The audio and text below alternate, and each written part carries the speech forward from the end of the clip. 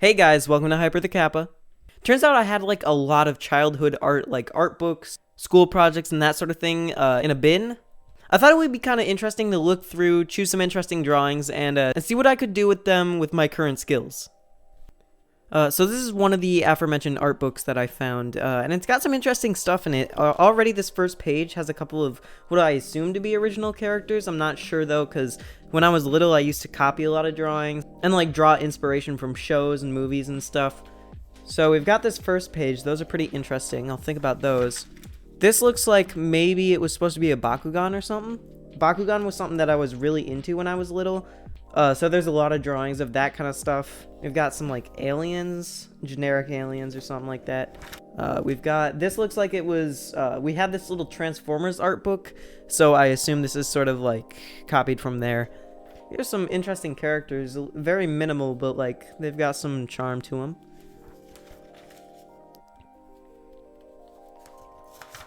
Okay, we've got some sort of Lovecraftian horror going on here.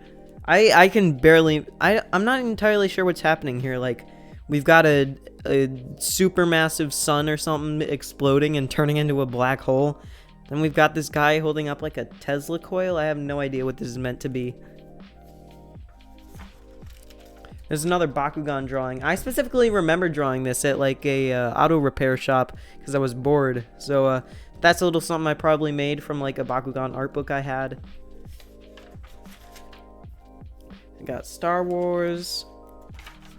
That looks like a Ben 10 alien, maybe. Again, I drew a lot of inspiration from like other media.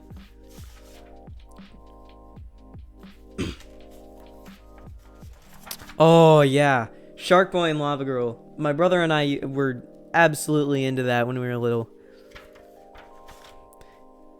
This looks like Pikmin to me, which is weird because I had no idea what Pikmin was at like this time.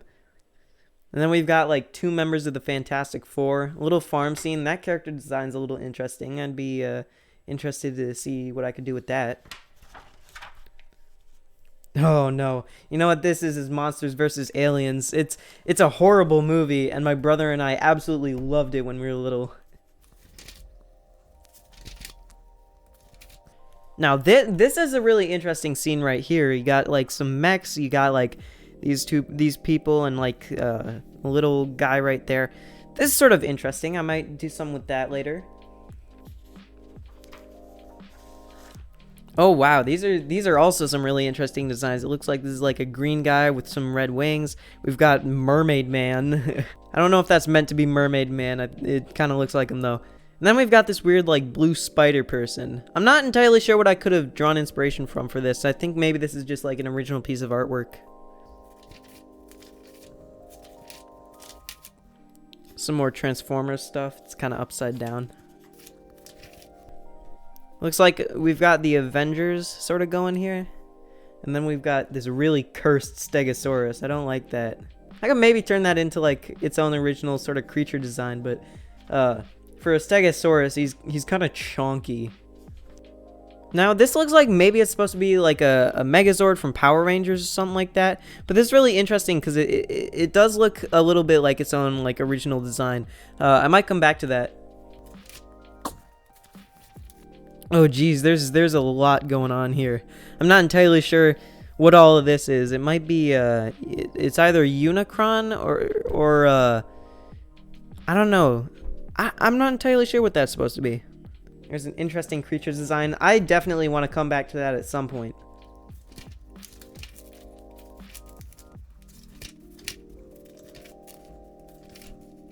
There's another Bakugan drawing. This one is a little bit more For some reason, a lot of these pages have like cuts out of them. I must have like wanted to do paper crafts or something. Some more Bakugan. Alright, looks like there's maybe an original character design here. That's pretty interesting. I like that. Yeah, I think I could do some with that. I think this one it's very defined. It also has a lot of room for me to work with and just add things that I think would be useful for it. Yeah, I kind of like that. We'll start off with this one.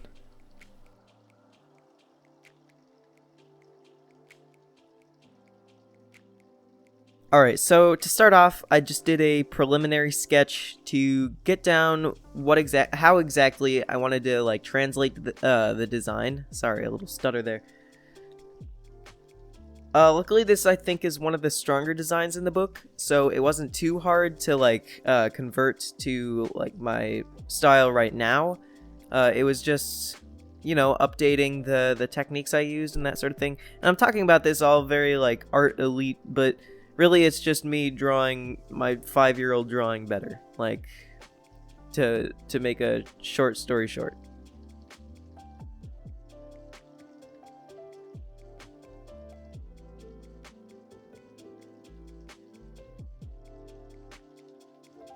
Here you can see I'm just getting the general head shape down, and then I'm starting to flesh out the arms and the body. The body was kind of difficult because the arms are in a sort of strange position where they're going like up first, and so it doesn't match super well with the pecs. Not that this character really has pecs, but you know, the anatomy just is a little bit off, you know.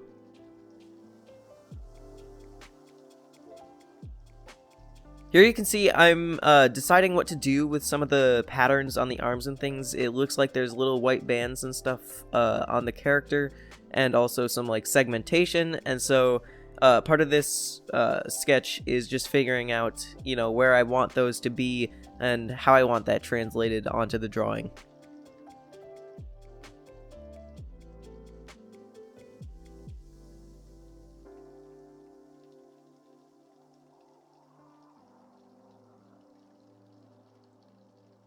Now that I've finished the preliminary sketch, I'm going to start sketching on a different page, and this is going to be like the final drawing. And so at this point, I'm trying to figure out like a good pose for it, whereas the other one was just static. I'm trying to find something dynamic, something that looks good. And after just a little bit of experimentation, I found something that I liked, sort of like as if they were moving themselves along like an orangutan or something with long arms, just sort of propelling it very quickly. I think the pose is a little bit flat, and it could be improved a little more just by, well, there you go. I do help my case with moving that leg, but adding a little more depth in having more crossover of the body parts would be helpful, with just making things look more three-dimensional and that sort of thing, but it still looks pretty good, especially when it's rendered. And then here you can see I'm starting up with the line art. Funny thing is, I guess I predicted Sans eye as a 5-year-old because he's got like mostly black eyes, but then there's just like one eye that's sort of glowing from the darkness. So I don't know if that's just like a common thing that's always existed. Like, did Sans start that, or was that just a thing?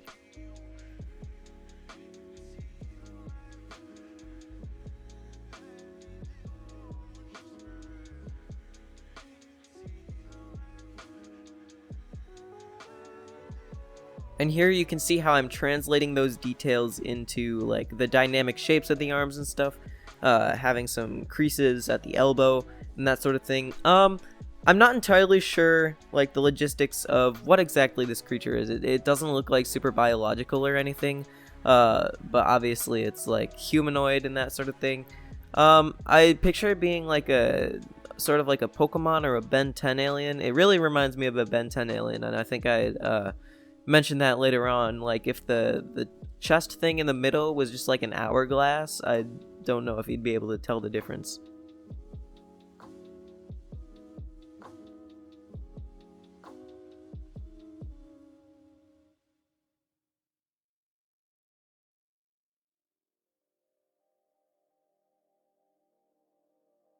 One thing I think maybe I would have liked to do better with the line art is just having a brush with more varying line weight. This brush specifically that I'm using, I forgot that I have set to like animation standards, so it doesn't change line width, because if it did while I'm animating, it would, you know, things would look a little more jittery. So I should probably work on getting a brush that has varying line weight so that I can control that and add bolder and thinner parts of the character. But for now, it gives off more of a style of being like an animation concept or something like that, with the brush without any change in size.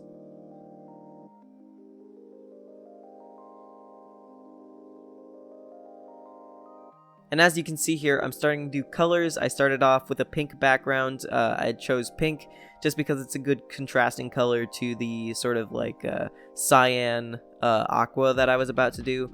Another thing I should mention is that I didn't really go off of the original colors exactly of the childhood drawing, just because I think that kind of blue can be a bit flat, a bit ugly, if not used in the correct context. And I felt like this creature needed something more sort of extraterrestrial, you know, something a little more saturated. And so instead of like the sky blue, I decided to go with like an aqua, and then for the secondary colors, like a teal sort of thing. And then rather than just being pure white, the bands are sort of an orange off-white, which I thought would be a little bit more dynamic. You can see I'm adding some texture to them right now, coloring in that jewel in the chest there.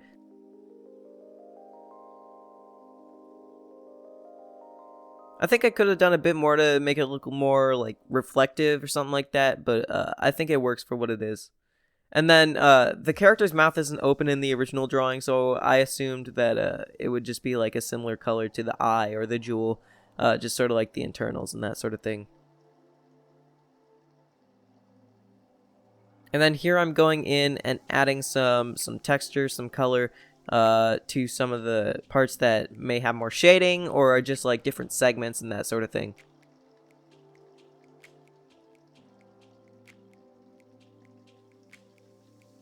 Now I'm just going in with the multiply layer and adding some shading. With shading, I've never been super accurate with it. I just say it's probably coming from this general direction, and then I work with that. I'm never like measuring where the light source is, you know, and that's something I could work on, but I think for now it just works fine.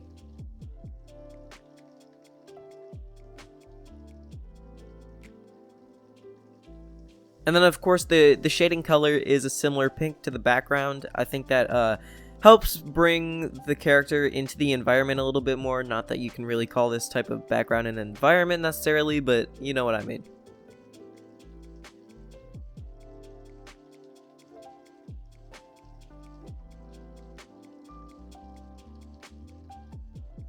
Adding some texture to some of the trim, I made it a little more like shiny looking, and that just adds some like variance in sort of the textures that are going on the character. And then I'm putzing around with like some general textures to put on top of the character, and I do use them, I think, or I don't.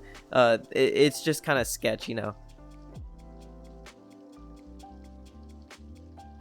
And then changing the background color so that I can make the character stand out a little more, and adding a bit of a silhouette behind them, just to add, you know, that much more pop to them, and sort of really make them the attention of the piece. And then adding a gradient to the background because I like gradients. All right, wow. I'm really excited with how this turned out. I'm actually really proud of this. Kind of looks like maybe like a Ben 10 character or something, or like a Pokemon. I'm not entirely sure. Maybe it's some sort of Pavlovian response for like what this was supposed to be. But I really like how it is, how it's looking here. So we went from this crusty image here. Then I sketched up this quick design, and then we've got the final thing right here. Really like this. Well, I hope you guys enjoyed the video. Go ahead and leave a comment and tell me what I should name this thing, because I'm not entirely sure what it should be called. And if you'd like to see more of this kind of content and support the channel, you can go ahead and subscribe. It really helps me out. Anyway, that's all I got for today, so I'll see you guys next time.